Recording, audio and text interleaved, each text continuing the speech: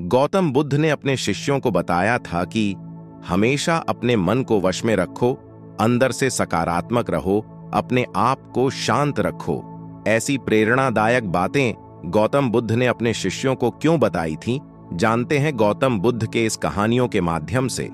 तो चलिए बिना देरी किए कहानी की शुरुआत करते हैं। इस कहानी के पीछे का तर्क अगर आप समझ गए तो आपका मन काबू में हो सकता है।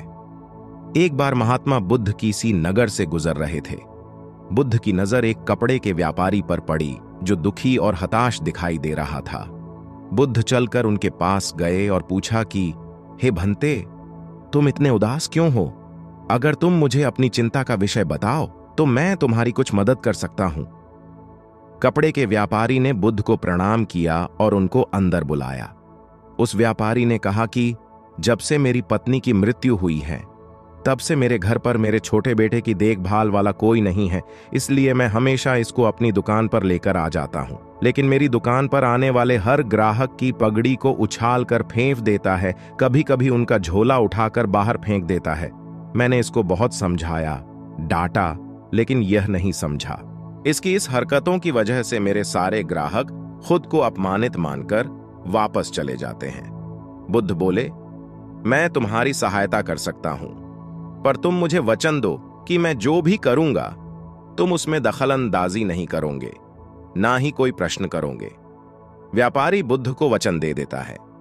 अगले दिन बुद्ध एक पगड़ी पहनकर आए और एक ग्राहक की भांति आकर बैठ गए। व्यापारी का बेटा आया और बुद्ध की पगड़ी को उछाल दिया। महात्मा बुद्ध मुस्कुराए और कहा, बहुत अच्छा, जाओ उस पगड़ी को वापस लेकर आओ। वह बच्चा दौड़ कर गया और पगड़ी लाकर बुद्ध को दे दी। अगले दिन बुद्ध एक कुल्हाड़ी और एक लकड़ी लेकर आए। उस लड़के ने फिर से उस पगड़ी को उछाल दी। बुद्ध ने उस लड़के को कुल्हाड़ी और लकड़ी दे दी और कहा, जाओ इस लकड़ी को काटो। व्यापारी को थोड़ा सा डर लग रहा था कि कहीं उसके लड़के को चोट नहीं आ जाए, लेकिन उसको अपना वचन याद था। 7 दिन तक महात्मा बुद्ध कोई न कोई नया काम लेकर आते और उस लड़के से करवाते। शीघ्र ही वह लड़का भूल गया कि उसको किसी की पगड़ी उछालनी है। व्यापारी बहुत खुश हुआ और बुद्ध को धन्यवाद दिया। मुझे पता है कि इस कहानी का और मन के वश को कोई विशेष संबंध नहीं है, लेकिन पहले आप इस तर्क को समझ लीजिए। अगर हम अपने मन को अपने हिसाब से काम नहीं करवाएंगे तो मन अपने हिसाब से काम करेगा। मन वश में हो सकता है यदि मन को हम अपने अनुसार चलाएं। बुद्ध से मिलने से पहले उस लड़के का मन और दिमाग अपने हिसाब से अनियंत्रित रूप से काम कर रहा था, लेकिन बुद्ध ने उस लड़के को अपने अनुसार काम करवाए, जिससे उसकी आदत ही बदल गई। दोस्तों, तो चलिए हमारी दूसरी कहानी शुरू करते हैं।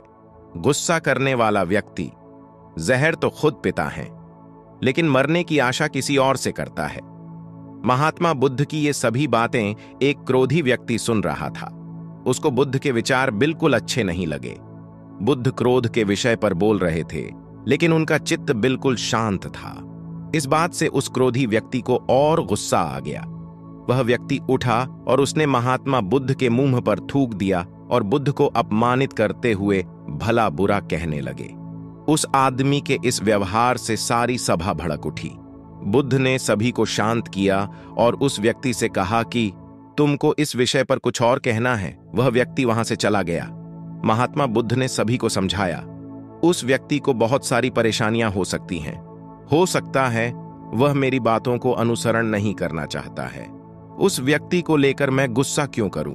दूसरे दिन उस व्यक्ति का गुस्सा शांत हुआ और वह ढूंढता हुआ महात्मा बुद्ध के पास पहुंचा।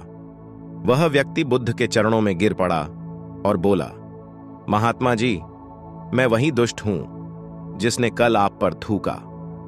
आप मुझे क्षमा कर दीजिए। बुद्ध ने उस व्यक्ति को खड़ा किया और बोले, मैं तुम्हारी बातों को कल ही भूल गया। मुझे तुम्हारी बातों से कोई संदेह नहीं है। मैं भला तुम्हारी बातों को मेरी मन में उतार कर खुद का नुकसान क्यों करूं? किसी बात को लेकर बैठने से हमारा जीवन और भविष्य दोनों की गति रुक जाती है।